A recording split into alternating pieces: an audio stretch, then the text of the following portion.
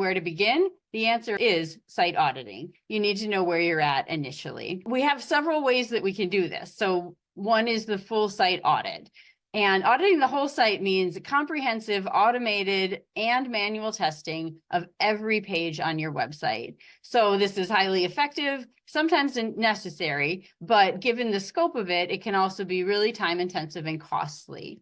It can give you important insights into the next steps you might need to take if, for example, you need to know what the full cost of remediation would be for your website for budgeting purposes, or if you're trying to use that scope of remediation knowledge as a rationale to decide whether to remedy your current website or perhaps start fresh and redesign at the same time.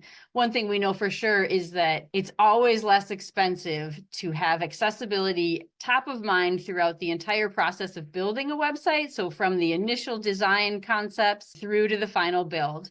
And so sometimes for that reason, you might find it's actually works really well if you're planning a redesign anyway, to work accessibility into that redesign rather than take the time to the older code on a website that currently exists.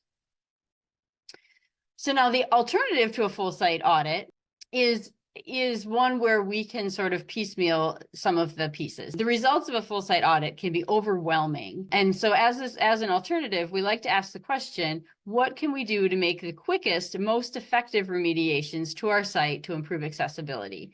Then what that allows us to do is quickly prioritize some of the most high impact errors or issues on the site based on real user data and critical user flows. Then we can offer solutions to remediate those high impact issues beginning right away. So we can have an impact right away for some of the biggest issues that are found. And then we follow up by asking the same question again and iterating that process, continuing to make improvements and significantly impacting the user while prioritizing your organizational goals and strategies one by one.